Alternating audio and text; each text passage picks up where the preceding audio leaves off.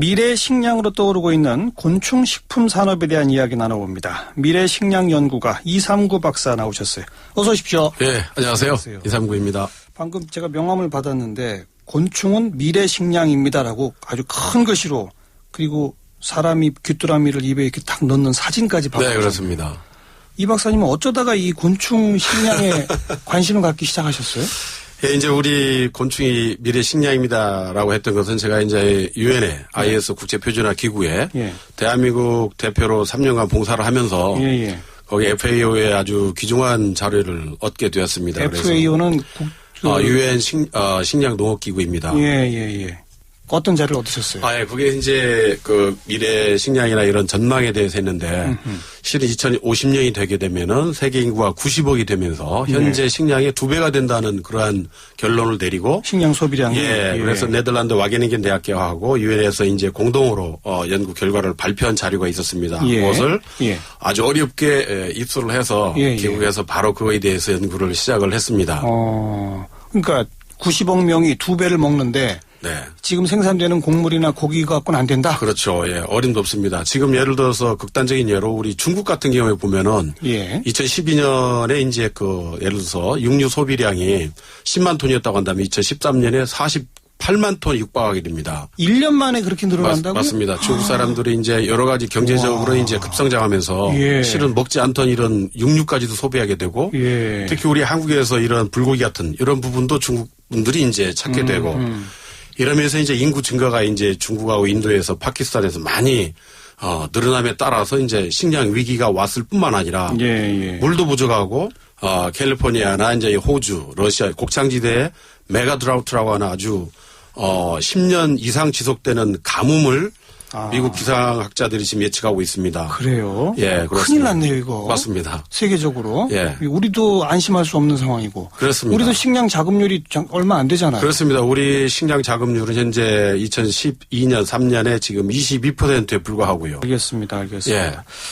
지금 이미 곤충을 먹고 있는 나라들도 꽤 있죠? 맞습니다. 북미나 유럽에 미국이나 네덜란드, 프랑스, 독일, 영국, 벨기에 이런 데 가보면은 선진국, 특히 일본에서 마찬가지지만 굉장히 많은 식당에서 패스트라이라는 이름으로 해가지고 굉장히 비싸게 제한된 인원으로 팔고 있거든요. 근데 그런 데는 많이들 가보시지 않았기 때문에 그렇죠. 약간의 우리가 그 선입견이 굉장히 강한 편이라 할 수 있겠습니다. 그리고 이제 TV에 나오는 약간 좀 원시 부족 이런 분들. 맞습니다. 그런 분들이 곤충 그런 거만 보니까 곤충 그런 게 일단 혐오감부터 생기고. 맞습니다. 근데 지금 그런 미국이나 유럽에서 선진국에서까지 한다는 것은 곤충을 직접 막 먹는 거 아니죠? 다 가공해서. 그렇죠. 그렇습니다. 거의 원형 그대로 해가지고 요리해서 토핑 형식으로 해서 한 10여 마리 올려가지고 굉장히 비싸게 받는 그런 레스토랑도 지금 많이 등장을 하고 있지만 대부분이 우리가 이 곤충 분말화 시킵니다. 왜냐하면 곤충의 대부분 모든 곤충은 영양도 60에서 80%의 단백질을 포함하고 있거든요. 그래요. 결국은 단백질입니다. 그래서 육류에서 얻어지는 이러한 단백질을 이러한 곤충에서 우리가 대체할 수 있다고만 한다면 비주얼상으로 전혀 혐오감 들지 않을 정도로 가공을 해서 하면 충분히 새로운 산업으로서의 성장 동력 산업으로 우리가 규정할 수 있겠습니다. 그 미래를 다룬 그 설국열차라는 영화를 보면 바퀴벌레를 원재료화해서 우리 양갱처럼 이렇게 맞습니다. 검은색으로 이렇게 뭘 만들어서 그걸 먹고 그러잖아요. 바로 그런 얘기군요. 그렇습니다. 우리가 지금 현재 양갱도 그렇지만 미국의 경우에 지금 영양바를 지금 만들어서 시판 중에 있습니다. 우리가 그것을 쉽게 FDA 승인된 것이고 우리가 인터넷을 통해서 살 수가 있습니다. 영양바입니다. 우리가 산에 다닐 때 이게 피곤할 때 먹을 수 있는 그런 영양바입니다. 뭘로 만든 거예요? 그게 이제 실제 미국에서 곡물이나 너트 종류 넣어가지고 한 것은 이게 낱개로는 미국 현지에서 한 900원 하거든요. 근데 그것을 한 50% 정도 이 귀뚜라미 분말을 넣어가지고 복합으로 해서 만든 영양바는 3배, 4배에 팔리고 있습니다. 그렇게 팔려요? 팔리고 있습니다. 지금 우리가 인터넷에 살 수 있습니다. 굉장히 비싸게 팔리고 있습니다. 그리고 비싼 값에 팔린다는 얘기는 그만큼 수요가 있다는 거 아닙니까? 지금은 이제 미국에서도 많이 확장된 건 아니지만 전역에 퍼진 것은 아니지만 예. 지금 이러한 그 미래 식량학자들의 그 역할 또 네덜란드나 유엔에 주장하고 있는 부분 그다음에 선진국 위주로 해가지고 전략적으로 추진하고 있는 이 정책적으로 가는 것을 볼 때 네. 우리나라도 이것을 하루빨리 도입을 하고 해야 될 때라고 생각합니다. 조금 일단 과학적으로 네. 육류 소비가 이제 늘어나게 되면 그 육류를 생산하기 위해서는 결국 곡물이 들어가는 거지 않습니까? 맞습니다. 그러면 그 곡물 어느 정도를 투입했을 때 육류가 나오고 네. 곤충은 어떻게 되고 또 예. 그에 따른 효율은 어떻게 되고 이런 걸 좀 분석해 주시면. 네, 맞습니다. 우리 그 소 예를 들어서 소에서 1kg의 고기를 얻으려고 할 때 예. 쌀이든 뭐 이런 곡물을 합쳐가지고 거의 20배 가량의 곡물 사료가 필요합니다. 20kg 곡물로 1kg 고기. 네, 그렇습니다. 예, 예, 거의 그렇게 되고 예를 들어서 소 한 마리가 이제 완전히 성우가 되었을 때 500kg가 되는데요. 예. 얘네들을 우리가 이제 그 정도 사육하기 위해서는 10톤의 사료, 곡물이 필요하다고 합니다. 예, 예. 이건 정말로 그 자연에 여러 가지 많은 오염원인 메탄가스를 배출할 뿐만 아니라 소가 또 메탄가스 배출하죠. 그렇습니다. 그런데 이제 곤충은 그러한 환경적인 요인이 굉장히 친환경입니다. 실제로 제가 이제 이런 곤충 예를 들어서 귀뚜라미 같은 경우 귀뚜라미 분변을 제가 한 손에 놓고 한 손 밥을 먹을 수가 있습니다. 전혀 냄새가 나지 않고 우리가 자원을 갖다가 다시 순환해서 쓸 수 있는 그런 유기질 비료로서 아주 양질의 비료가 됩니다. 예.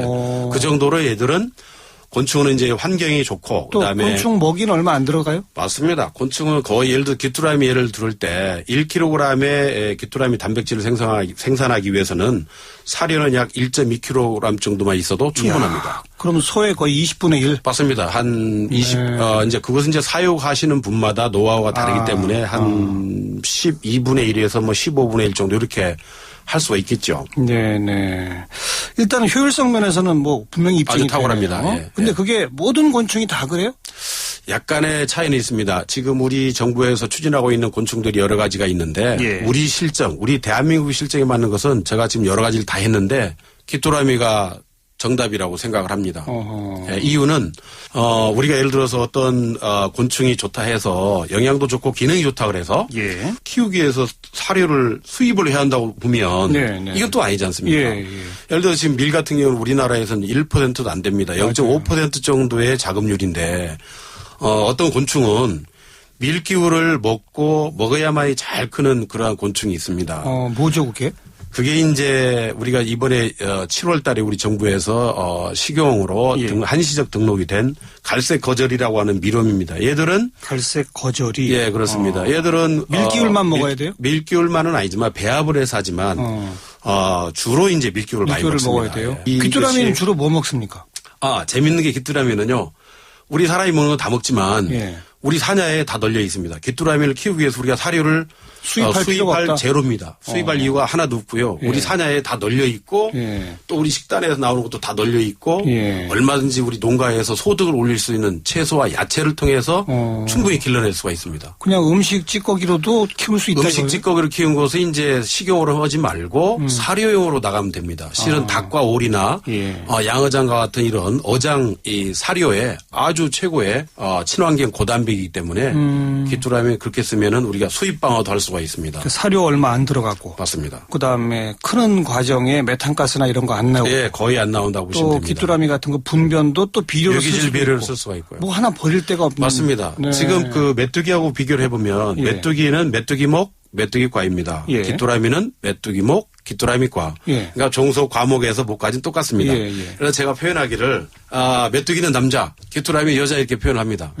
왜냐하면 귀뚜라미와 메뚜기의 영양 성분은 엇비슷합니다.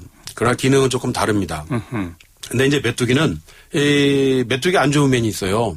메뚜기는 한번 날르면 5m에서 6m를 날아갑니다. 점프로 하더라도 1m 50cm를 하는 거예요. 귀뚜라미는 날개가 있으나 날지 않습니다. 아, 그런가요? 점프하더라도 15cm입니다.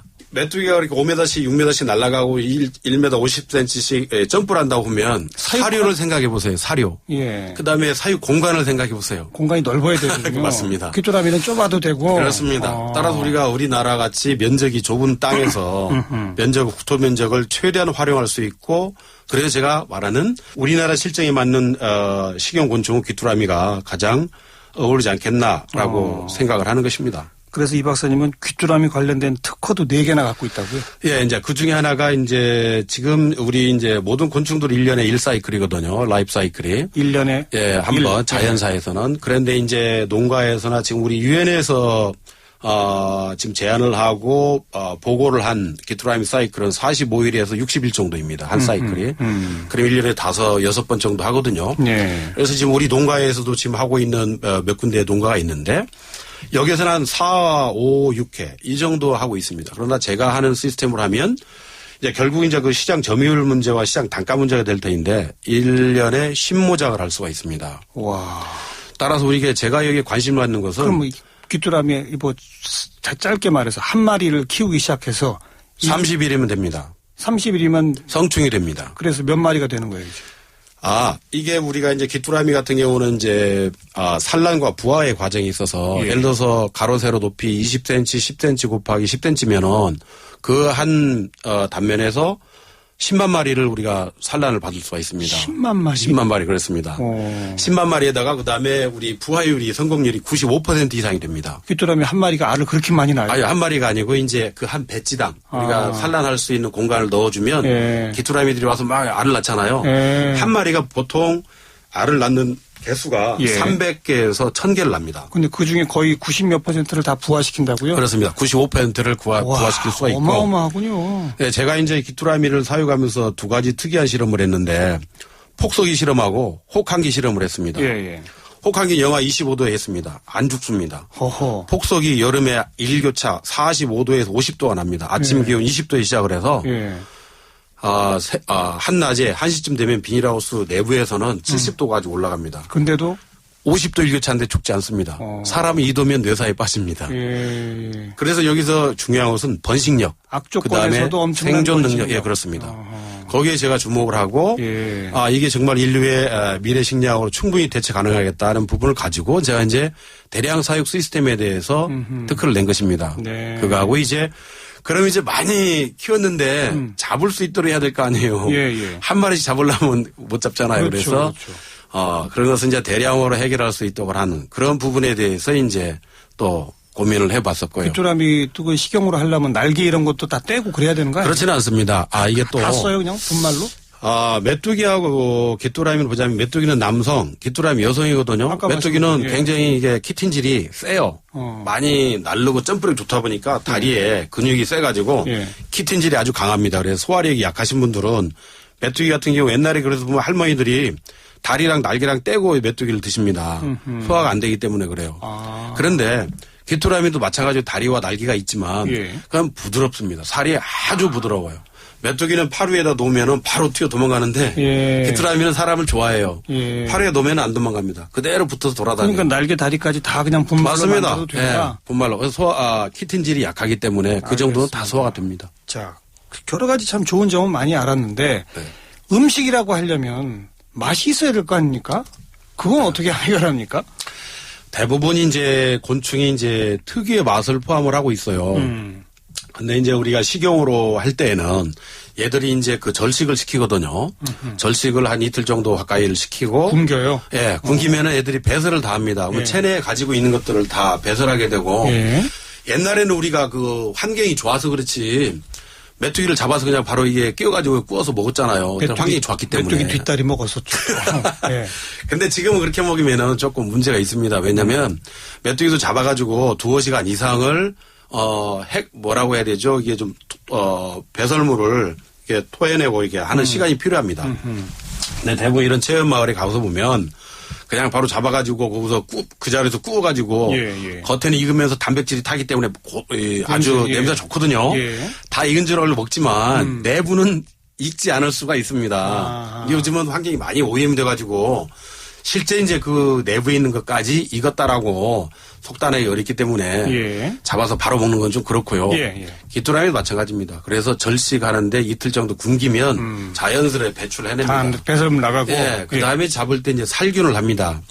살균을 해야만 이제 몸에 체외에 붙어 있는 나쁜 예를 들어서 뭐 먼지 같은 것이랄지 이런 분들 전체 살균을 하게 되고요. 예. 그 다음에 이제 건조 과정을 거쳐서 우리가 먹을 수 있도록 하면 제가 맛을 여쭤봤는데 맞습니다. 위생부터 얘기해 주시네. 네. 그러니까 절식시키고 살균하고 건조까지 하면 일단 위생은 된다 이거죠. 맞습니다. 맛을 얘기해야 되기 때문에 그렇습니다. 위생이 깨끗하지 못하면 제맛이 안 나오기 때문에 그렇습니다. 예, 알겠어요. 그래서요. 그럼 이제 그것을 우리가 분말화 시키잖아요. 분말화 시켜가지고 실은 그대로 먹더라도 이게 혹시 술 드시고 오신 분들은 굉장히 희소식이 될 터인데 아주 그 숙취해소에 탁월한 기능을 귀뚜라미가 가지고 있습니다. 그 가루를 그냥 먹어도? 아니요. 그냥 원형 그대로 건조시켜서 먹으면은요. 제가 이제 주변에 지인들도 그렇고 전국적으로 지인들한테 다 이게 분배를 해서 이게 맛을 보게 하고 했는데 저도 이제 그 혈중 알코올 농도 측정기 사다가 집에서 나가지 않고 두문 불출하고 10분 단위로 매일 술 마시면서 이게 재고 그랬는데요. 아주 탁월한 생체 실험까지 하셨군요. 제가 직접 했습니다. 스스로. 그렇습니다. 그래서 숙취 해소 효과도 있고 최고로 좋습니다. 그것은 또 다른 분이 특허를 낸 상황이기도 합니다. 그리고요. 그 다음에 이제 그게 맛은 이 단백질이지 않습니까? 귀뚜라미가 몸무게의 70%가 단백질입니다. 그 다음에 이제 얘들이 지방인데 얘들이 포화지방이 아닙니다. 오메가3 불포화지방이에요. 그러니까 오메가3 불포화지방이니까 굉장히 건강에 좋고 그다음에 아연이나 철분과 같은 그런 무기질이나 비타민이 굉장히 풍부합니다. 말씀 듣다 보니까 무슨 약장사처럼 하시는데 근데 그렇게 분말화 시킨 것에 이것저것 가미를 하면 맛이 생긴다? 아주 좋습니다. 예를 들어 지금 미국에서는 그런 너트 종류를 많이 가미를 해가지고 하면은 땅콩 같은 거 넣어서 그렇습니다. 땅콩이나 아몬드랄지 막 이런 그다음에 건포도 같은 걸 넣어가지고 이렇게 해서 에너지바를 만들거든요. 그리고 햄버거도 귀뚜라미로 만든다. 네 맞습니다. 그래서 요즘 귀뚜리 버거라고 합니다. 지금 뉴욕이나 귀뚜라미 분말을 다져서 고기처럼 만든다 이건가요? 그렇게도 할 수 있고요. 그냥 원형 그대로 햄 대신에 귀뚜라미를 집어넣습니다. 제가 이번에 시식할 때 다 했는데요. 그렇게 하면은 전혀 모릅니다. 알겠습니다. 맛도 아주 고소하고요. 아주 좋습니다. 그런데 우리 정부도 이 미래 식량을 위해 곤충 식품 산업 키우겠다 이런 계획을 다 가지고 있다고 그래요. 2020년까지 곤충 산업을 7천억 원 규모로 키운다. 곤충 식품 산업 연 2천억 원 이상으로 키운다. 근데 현재 식용으로 지정한 건 메뚜기, 번데기, 백감장 이 세 개네요. 하나 더 있습니다. 뭐요? 올 7월 달에 아까 말한 갈색 거절이 미롬이 됐습니다. 한시적으로 식품 원료 등록이 됐습니다. 왜 귀뚜라미는 안 들어있죠? 귀뚜라미는 이제 농림부에서 이제 의뢰를 받은 농진청에서 늦게 시작한 테마입니다. 그러나 이것은 이미 선진국에서는 미국이나 유럽 이런 데서 이미 식용으로 하고 있고 지금 물건을 팔리고 있기 때문에 우리나라도 서둘러서 귀뚜라미도 올려야 된다. 빨리 해야 된다고 생각합니다. 그런데 이제 이상고 박사는 주로 귀뚜라미를 연구하셨지만 아니면 저는 다 했는데 귀뚜라미 말고 다른 것도 사실 우리 실정에 맞는 것은 귀뚜라미가 최적이다라고 생각을 해서 지금 거기에 하고 있는 것이고요. 지금 우리 정부에서 추진하고 있는 어차피 우리가 메뚜기나 이런 번데기 같은 거 다 아시는 부분이고 번데기는 지금도 먹고 있죠. 먹고 있습니다. 그다음에 백감장이라고 하는 것은 흰 누에고치입니다. 그 누에고치이고 그다음에 이제 그 쌀 거저리가 이제 이번 7월 달에 된 것이고 그다음에 지금 흰점박이 꽃무지 애벌레가 있습니다. 흰점박이 꽃무지는 뭐냐면 우리 옛날에 보면 집세기 2형 밑에 나오는 조그마한 군뱅이가 있습니다. 우리 동의보감에도 좋다라고 되어 있는 그 군뱅이가 있고 그다음에 요즘 아이들 그 학습용으로 쓰는 장수풍뎅이가 있어요. 이만합니다. 굉장히 큽니다. 장수풍뎅이 5cm 이상. 그것도 먹어요? 그 애벌레입니다. 그 애벌레를 먹는다. 역시 그 단백질이 좋기 때문에 그런 애벌레들도 역시 뭐 분말화 시킵니까? 맞습니다. 애벌레는 지금 모양이 징그러워서 그냥 먹기가 좀 그럴 것 같아가지고. 말립니다. 건조를 시키면은 납작해지고 그래서 그걸 이제 가루로 해서 환으로 한 달째 이렇게 하고 있습니다. 그런 맛들이 다 조금씩 달라요? 약간 다릅니다. 다 드셔보셨어요? 맞습니다. 갈색 거저리 같은 경우에는 제일 맛있는 게 어떤 거였어요? 귀뚜라미입니다. 역시 귀뚜라미에 빠져 계셔. 야, 이러다가 조금 지나면 이제 동네 식당에 딱 갔으면 뭐 귀뚜라미 또 옆에 뭐 장수풍뎅이 뭐 막 메뉴가 그렇게 써 있는 그럴 그런 날이 머지않아 있을 것이라고 생각이 듭니다. 왜냐하면 지금 제가 어느 한 지역에서만 한 게 아니라 우리나라 전국에 지인들한테 다 보내서 지금 몇 년간 계속 했는데 인기가 아주 좋았습니다. 그래서 가장 많이 찾는 게 우리가 술 드실 때 술 안주로 최고로 이게 치고 있고요. 그 다음에 이 간 개선 효과에 아주 탁월하기 때문에 그리고 이제 뭐 상품화되어 있는 건 아직은 우리나라는 아직 없습니다. 전혀 없습니까? 네, 하나도? 네. 이제 사료로만 나갑니다. 닭이나 오리 사료, 그다음에 파충류 사료 이런 사료로만 나가고 있고 아직 식용은 우리 안 되고 있습니다. 이제 그러니까 뭐 식용으로 지정을 몇 가지씩 하고 있는 단계고 그렇습니다. 그렇게 지정이 되면 그걸 개발해서 이제 상품화하는 회사들이 생길 것이고 많이 생기겠죠. 그러면 이제 그게 수요가 맞으면 산업으로 커갈 것이군요. 그렇습니다. 지금은 그런 이른바 걸음마를 떼고 있는 단계라고 봐야 되겠군요. 그렇다라고 볼 수 있겠습니다. 그래서 먼저 우리가 이제 세계 시장을 선도적으로 점유하려면은 인식의 전환이 있어야 되겠다 생각을 해서 제가 지금까지 이렇게 시시결함에서 했는데 아까 말씀하신 그 7천억이다 2천억이 이것은 숫자에 불과한 것 같고요. 지금 정부에서 보수적으로 잡고 있는 것은 지금 현재 2014년에 약 한 2천억, 15년에 3천억, 그다음에 20년에 경우에 따른 7천억, 1조 이렇게 잡고 있습니다. 곤충 산업 전체. 그러나 그것은 보수적으로 잡고 있는 것이고요. 저는 제가 이 곤충 연구를 하면서 일반인이 상상할 수 없는 실험을 다 했습니다. 실험과 연구를 다 해가지고 볼 때 앞으로 우리 이 곤충 산업은 자동차 산업 못지않는 신성장 동력 산업으로 수십조 원의 블루오션으로 가치가 있다라고 생각을 합니다. 어떤 의미로 보면은 성장 동력을 찾는다는 차원에서 새롭게 이걸 개발해 본다가 아니라 사실은 미래 전 세계적 식량 위기에 대처하기 위해서 안 하면 안 되는 연구. 맞습니다. 그 안 하면 안 되는 연구를 이왕 할 것 제대로 하면 이렇게 또 성장까지 이끌어낼 수 있다. 이 말씀이 아니겠습니까? 그렇습니다. 오늘은 걸음마만 일단 떼는 단계로 말씀 듣겠고요. 이 방송 들으시는 분들 아우 징그러워 뭐 이러시지 말고 한번 생각을 바꿔보시기 바랍니다. 여기까지만 말씀드려야 될 것 같네요. 네, 감사합니다. 미래식량연구가 239 박사에게 좋은 공부를 했습니다. 박사님 오늘 고맙습니다. 네, 감사합니다. 네, 시사잡기 여기까지입니다. 내일 뵙죠. 안녕히 계세요.